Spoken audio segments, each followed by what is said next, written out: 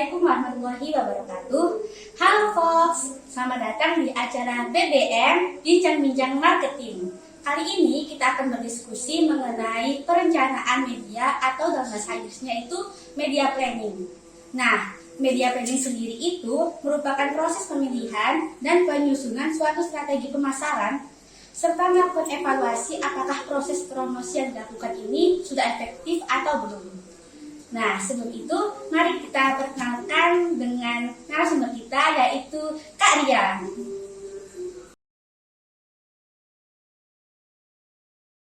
Halo Kak Ria. Ya, halo Kak Ria.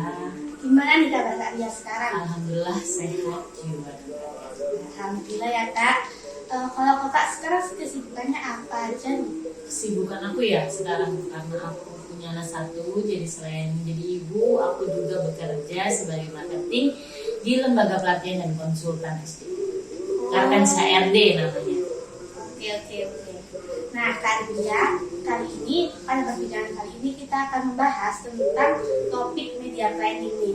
Nah, sebelumnya kita mau tanya dulu nih sama Kak Ria.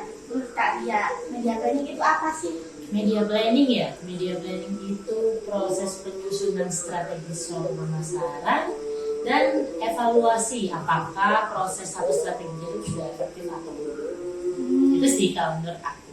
Cuman kan tiap orang punya pandangan masing-masing. Ya. Oke. Selain itu aku mau kenalin dulu nih Kak sama moderator satu kita ini. Namanya Kak Nimas. Oke, halo Kak Ria. Iya, halo. Oke, jadi di perbincangan tadi sudah dijelaskan oleh Kak Nadia mengenai topik pembahasan kita. Nah, ini bisa langsung diwawancara atau mau bincang-bincang yang lain? Boleh, kita langsung wawancara atau kita coffee break dulu juga. Oke, sudah disediakan ya. Oke, untuk menyingkat waktu aja deh, kita langsung ke pertanyaan pertama. Oke, boleh. Kalau misalnya dirasa terlalu berat, pertanyaannya boleh di skip aja ya. Pas gitu ya. Iya, tapi kalau bisa dijawab, bisa dijawab. Oke, siap. Untuk pertanyaan yang pertama nih, Pas. belum ya? Belum ya. Belum, iya. Jadi tadi sempat disinggung kalau Kak Ria ini adalah seorang media planner ya Kak di perusahaan SDM Kapten HRD. Nah, kira-kira selama bekerja di Kapten HRD itu apa sih pengalamannya Kak Ria di bidang media planning? Coba bisa diceritakan nih ke kita-kita. Oke, kita langsung ke pertanyaan pertama ya. Jadi sesuai ceritanya Kak Ria mengenai bekerja di perusahaan SDM Kapten HRD. Kira-kira nih, selama bekerja, apa sih pengalaman menariknya Kak Ria bekerja menyusun media planning atau sebagai seorang media planner? Bisa diceritakan? Oke, karena aku di lembaga pelatihan ya, jadi berhubungannya dengan manusia gitu kan, gimana ngeplan biar kita nyebutnya tuh produk kita tuh event ya, kita nyebutnya event. Jadi gimana caranya event kita tuh nyampe tujuan dari eventnya, terus gimana orang-orang pesertanya tuh juga dapat apa yang mau, misalnya team building atau capacity building, mereka dapat ilmunya, dapat senangnya kayak gitu. Jadi aku senangnya tuh ketika riset pasar gini, kebutuhannya di SDM sekarang tuh apa sih kayak gitu. Lalu pasca pandemi contohnya ya, pasca pandemi ini sekarang perusahaan ini lagi butuh apa yang biar SDM-nya tuh naik. Jadi aku yang paling suka tuh ketika riset sih, riset pasarnya, kebutuhan di pasar sekarang tuh apa kayak gitu. Terus karena berhubungan dengan SDM harus visual, berhubungan dengan orang harus orang suka visual. Jadi aku suka di nentuin konten-konten yang mau aku posting tuh apa kayak gitu, biar produkku tuh nyampe. Kalau orang jual barang kan tinggal posting barangnya, nah tapi kan aku jual jasa harus bisa kan divisualkan kayak gimana sih kegiatannya kayak gitu, produknya tuh kayak gimana gitu sih yang seru ketika riset dan menyusun konten. Oke, jadi ngomong-ngomong soal riset nih dan juga menyusun konten, pasti kan ada banyak sekali ya konten yang berkeliaran di sosial media mungkin, atau mungkin kalian udah pernah buat konten yang di Kapten sendiri tuh udah ratusan kali lah misalnya. Nah, kira-kira nih kalau menurut kalian sendiri konten yang paling menarik di perusahaan, atau misalnya konten ini perlu ada perubahan atau dia perlu ditambah apa gitu?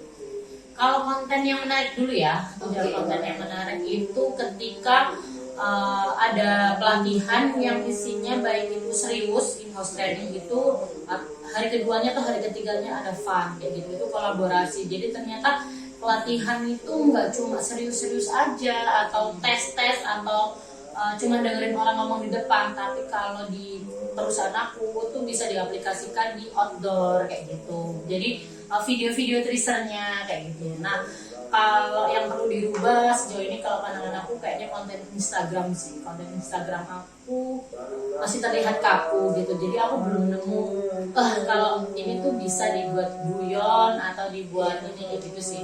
Jadi lebih masih kaku, tapi memang karena aku kalau misal di TikTok aku pengennya yang fun-nya dapat, aku juga pengen edukasinya. Jadi kenapa Instagramnya kaku? Karena pengen ada edukasinya juga. Yang pengen dirubah sejauh ini ya masih Instagram gitu. Jadi masih bagus tapi ini ya mungkin ini juga permasalahan yang buat kalian juga folks yang ada di marketing mungkin butuh nih ide konten Instagram yang bagus itu kayak apa, apalagi kalian juga dari perusahaan jasa kan pasti beda. Oke, kita lanjut ke pertanyaan ketiga nih. Selain konten yang harus diurus pasti kan berhubungan dengan keterampilan gitu. Dari pandangan kalian sendiri, keterampilan apa sih yang harus dimiliki sama seorang media planner? Oke, yang pertama ini dari semua teori-teori ya, keterampilan mewujudkan apa yang di-plan. Cuma jago riset, jago nge-plan, tapi dia tuh nggak jago buat wujudin, ya cuma jadi plan aja gitu kan. Yang pertama juga harus bisa riset pasar. Yang kedua analisis sih, nggak semua orang tuh mikirnya semua orang nih bisa jadi konsumen kamu, padahal enggak gitu. Kamu harus bisa mengerucutkan lagi mana sih yang benar-benar jadi konsumen kamu kayak gitu. Terus percaya diri juga, karena media planner tuh harus percaya diri atas apa yang dia plan, dia harus bisa mewujudkan gitu sih. Kalau yang secara teori saya yakin media planner di luar sana udah tahu, tapi yang paling harus dimiliki adalah yang bisa mewujudkan plan.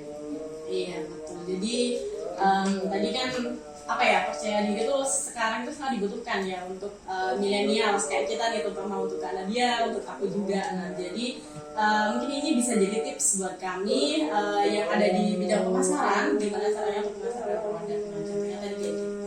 Oke, kita ke pertanyaan terakhir sebelum akhirnya kita coffee break dulu. Ada dong, pasti sudah disiapkan.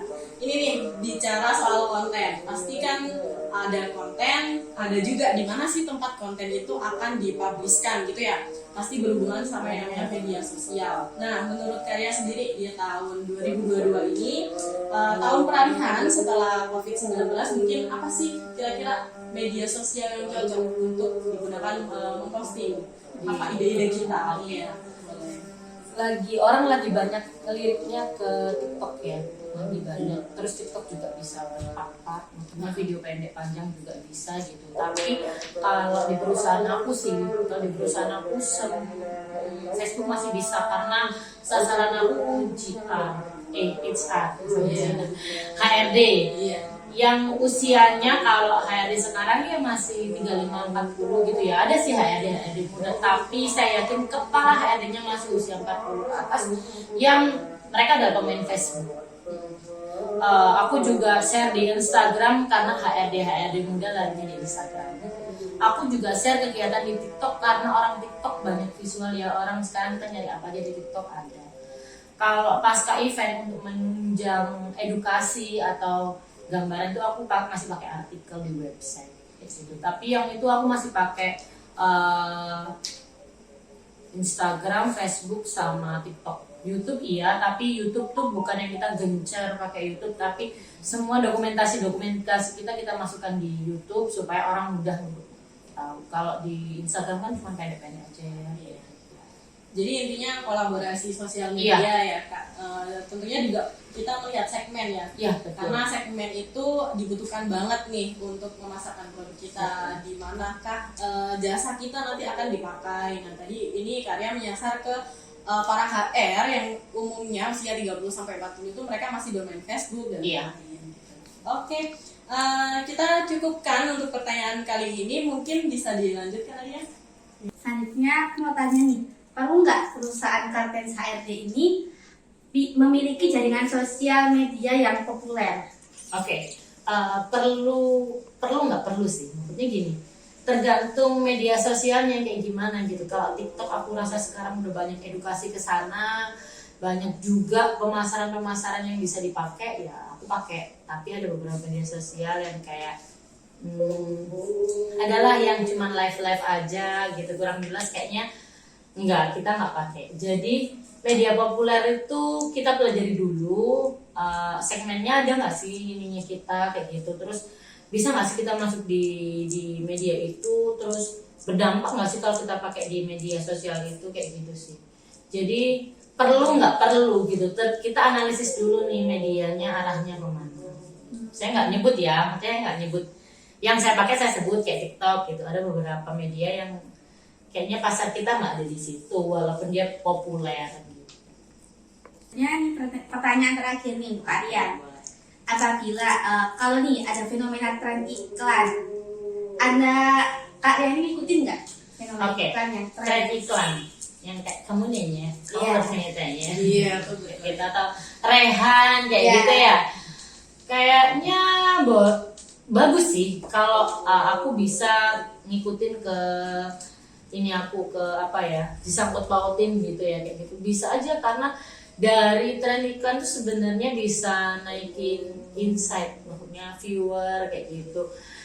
Pokoknya kita bisa nyambungin ke kontennya sih. Lebih tergantung kalimat yang digunakannya ya gitu. Kayak misalnya soal terlalu cinta-cintaan yang lagi tren ya kita nggak pakai karena nggak ke arah sana kan. Tapi kalau cuman kamu nanya atau misal nih aku nih yang kayak kemarin viral apa tentang Rehan gitu. Ada jasa pelatihan, misal team building, grup perusahaan. Oke Bu, yang namanya Rehan aku bisa kasih free kayak gitu. Makanya buat strategi aja. Kreatif banget ya Kak Ria. Oke. Jadi mungkin itu maksudnya ke brand awareness gitu ya. Iya. Kayak gitu. Nah, jadi kita balik lagi nih soal apa ya, media planner yang udah dijelaskan sama Kak Ria tadi. Kebanyakan itu melihat konten itu berdasarkan dari segmen gitu ya, balik lagi ke segmen, termasuk tadi terakhir ada sosial media yang populer, kira-kira kita harus mengikuti atau enggak. Nah, kita balik lagi nih, apakah di situ menguntungkan ya, terutama kita kan bisnis, tapi juga harus memikirkan bagaimana caranya menarik konsumen itu datang ke kita gitu kan, dengan keunggulan yang kita miliki. Nah, jadi kita harus lihat dulu segmennya di mana.